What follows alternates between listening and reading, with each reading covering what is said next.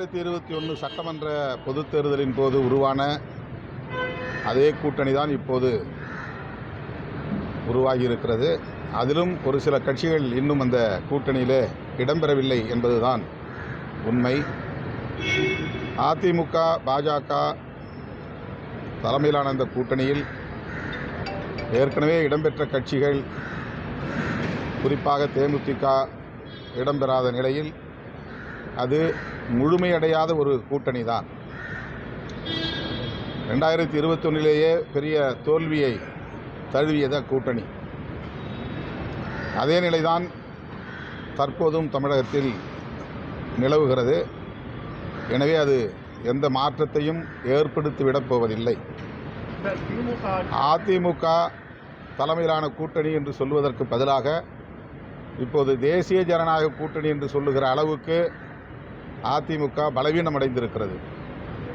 திமுக India கூட்டணியில் இடம்பெற்றாலும் கூட தமிழ்நாட்டில் உள்ள திமுக தலைமையிலான கூட்டணியை திமுக கூட்டணி அல்லது மதசார்பற்ற முற்போக்கு கூட்டணி என்றுதான் எல்லோரும் அழைக்கிறோம்.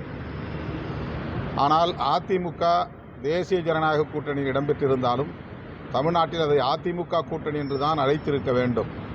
ஜெயலலிதா அம்மையார் இருந்திருந்தால் அப்படித்தான் பாஜகவினரே சொல்லியிருப்பார்கள். ஆனால் இன்றைக்கு எடப்பாடி பழனிசாமி அவர்களே இது தேசிய ஜனநாயக கூட்டணி என்று சொல்லுவதன் மூலம் பாஜக தலைமையில்தான் நாங்கள் இருக்கிறோம் என்று அவர் ஒப்புக்கொள்வதாக இருக்கிறது. அந்த அளவிற்கு அதிமுக பலவீனமடைந்திருப்பது இன்றைக்கு வெளிப்படையாக தெரிகிறது. எனவே அவர்கள் திமுக கூட்டணியை வெற்றி பெறுவதற்கு ஏதுவான கூறுகள் எதுவும் இல்லை. திமுக ஆட்சி என்பது ஊழல் குற்றம், அதாவது மாஃபியா நிறைந்த ஆட்சியாக இருக்கிறது. அதை அகற்றிவிட்டு தமிழ்நாட்டு மக்கள் உறுதியாக இரட்டை இந்திய ஆட்சியை அமைப்பார்கள் பிரதமர் மோடி சொல்லியிருக்காரு. திமுக கூட்டணிக்கு எதிரான மனநிலையை மக்கள் மத்தியில் உருவாக்க வேண்டும் என்பது அவருடைய முயற்சியாக இருக்கிறது. அந்த முயற்சி வெற்றி பெறப்போவதில்லை.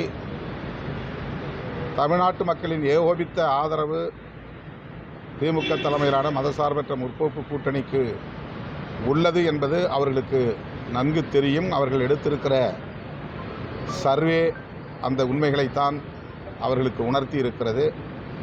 ஆகவே அவர்கள் வாய்க்கு வந்தபடி திமுக அரசுக்கு எதிராக, மதசார்பற்ற முற்போக்கு கூட்டணிக்கு எதிராக அவதூறுகளையும் வதந்திகளையும் பரப்புகிறார்கள். இது மக்களிடையே எடுபடாது. திமுகவின் 4.25 ஆண்டுகள் ஆட்சியில் மக்களுக்கு எங்கியது துன்பமும் நேர்ந்திருந்தால் எதிர்க்கட்சித் தலைவர் எடப்பாடி பழனிசாமி சொல்லியிருக்காரு. திமுக எதிர்ப்பு தான் அதிமுகவினுடைய உயிர் நாடி. ஆகவே திமுகவை அவர்கள் பாராட்டுவதற்கு வாய்ப்பில்லை. எதிர்த்து தான் பேசுவார்கள். அது பொருட்படுத்தக்கூடிய ஒன்று அல்ல. அதே மாதிரி தாவேகாவுக்கு விஜய் சின்னம் வந்து தேர்தல் அனுப்பி பார்க்குறீங்க நீங்கள் அவங்களோட இதில் என்ன சுயேட்சை சின்னங்களுள் அது ஒரு சின்னம், அதை அவர்கள் பெற்றிருக்கிறார்கள். இதில் கருத்து சொல்வதற்கு எதுவும் இல்லை. அவர்களுக்கு என்னுடைய வாழ்த்துக்கள். சரி, இதற்கு முன்னாடியே திருமாவளவன் அவர்கள் விஜயை வந்து ஒரு பேட்டியிலேயே கொடுத்துட்டு விமான நிலையம்தான் அவர் பிஜேபியோடு சேர மாட்டாத நம்பிக்கை இருக்கு நீங்கள் பேசுறீங்க. ஆனால் தொடர்ச்சியாக அவங்களோட வாதங்களை மாதிரி மீண்டும் அவர் வந்து பிஜேபியோட ஆட்களாக செயல்படுறாருன்னு தொடர்ச்சியாக சொல்லிட்டு வரீங்க. உங்களோட வாக்கு இதில் முரண்படாக தெரியலையா? இல்லை, பாரதிய ஜனதா கட்சி தேசிய ஜனநாயக கூட்டணிக்கு வராத கட்சிகளை எல்லாம் மறைமுகமாக பல்வேறு உத்திகளை கையாண்டு மிரட்டி வருகிறது. அப்படி தமிழக வெற்றிக் கழகத்தின் தலைவர் விஜய் அவர்களுக்கும் பாஜகவினர் மறைமுகமான அழுத்தத்தை தருகிறார்கள் அல்லது அச்சுறுத்தி வருகிறார்கள் என்பது பலரும் யூகித்து சொல்லுகிற ஒரு செய்தியாகத்தான் இருக்கிறது. அதில் நானும் ஒருவன். அந்த அளவுக்கு விஜய் அவர்களுக்கான நெருக்கடியை பாஜக தருகிறது என்பதை யாரும் மறுத்துவிட முடியாது. விஜய் அவர்கள் அப்படி அந்த நெருக்கடிக்கு ஆளாகி, நிர்பந்தத்திற்கு ஆளாகி அந்த கூட்டணியில் இடம்பெறுவாரேயானால் அவருடைய அரசியல் என்பது கேள்விக்குறியாகிவிடும். அவரை மட்டுமின்றி அவருக்கு வியூகத்தை வகுத்து தருகிற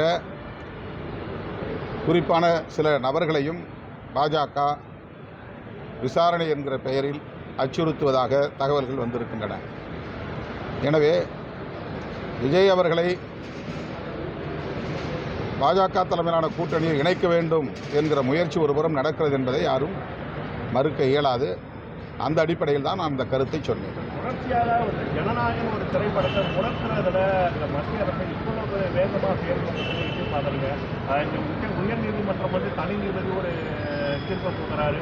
அதை எதிர்த்து உடனடியாக வந்து சென்சார் போர்டு மேல்முறையீடு செய்து தீர்ப்பு வந்து உச்சநீதிமன்றத்துக்கு போகிறாங்க. ஆனால் தமிழ்நாடு உயர்நீதிமன்றம் வந்து தேதி குறிப்பிடாமல் வந்து அந்த தீர்ப்பு வச்சு எப்படி பார்க்குறீங்க? ஒரு படத்தின் மூலயமா ஒரு அரசியல் கட்சி தலைவரை முடக்க முடியும் பார்க்குறீங்க? இதில் வந்து அரசியல் தலையீடு இருக்கிறது என்கிற விவாதங்கள் நடைபெற்று கொண்டிருக்கின்றன. அப்படி அரசியல் தலையீடு, குறிப்பாக பாரதிய ஜனதா கட்சி தலையீடு இருக்கிறது என்றால் விஜய் அவர்கள் அதை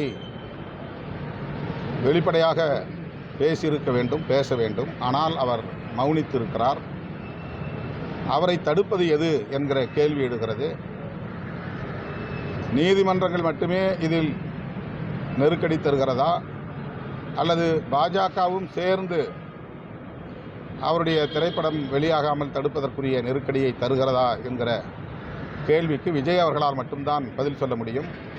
ஒன்று மட்டும் வெளிப்படையாக தெரிகிறது, அவர் பாஜகவையோ அல்லது மோடி அரசையோ வெளிப்படையாக எதிர்க்க தயாராக இல்லை, அச்சப்படுகிறார் என்பது மட்டும் தெரிகிறது. இந்த அச்சம் ஏன் என்பதை மக்களிடையே அவர் தெளிவுபடுத்தினால் அவருடைய எதிர்காலத்திற்கு நல்லது. திமுக கூட்டணியும் உறுதியாக இருக்குது. அதே மாதிரி மாற்றுக் கட்சியில் வந்து முன்னாள் அமைச்சர்கள், சட்டமன்ற உறுப்பினர் வந்து இணைகிறாங்க. என்டிஏவும் தன்னோட கூட்டணியை வந்து இன்னைக்கு வந்து ஒரு நேரில், அதாவது ஒரு ஸ்கிரீனிங்கே சொல்லிட்டாங்க. மோடி தலைமையில் ஒரு கூட்டணி ஆரம்பிச்சிட்டாங்க.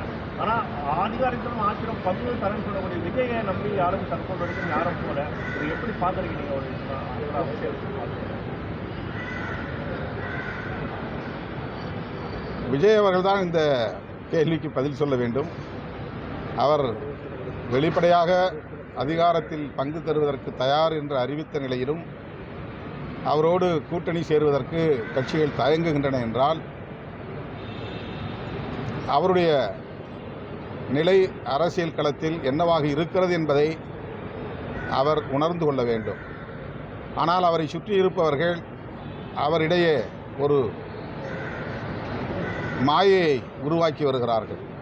யாருடைய தயவும் இல்லாமல், எந்த கட்சியின் ஆதரவும் இல்லாமல், கூட்டணி இல்லாமல் வெற்றி பெற்றுவிட முடியும், ஆட்சியை கைப்பற்றிவிட முடியும் என்பதை போன்ற ஒரு பொய்யான தோற்றத்தை அவருக்கு உருவாக்கி கொண்டிருக்கிறார்கள் என்பது மட்டும் வெளிப்படையாக தெரிகிறது. நீங்கள் கேட்ட கேள்விக்கு திரு விஜய் அவர்களே பதில் சொல்வதுதான் பொருத்தமானதாக இருக்கும் என்று நான் நம்புகிறேன்.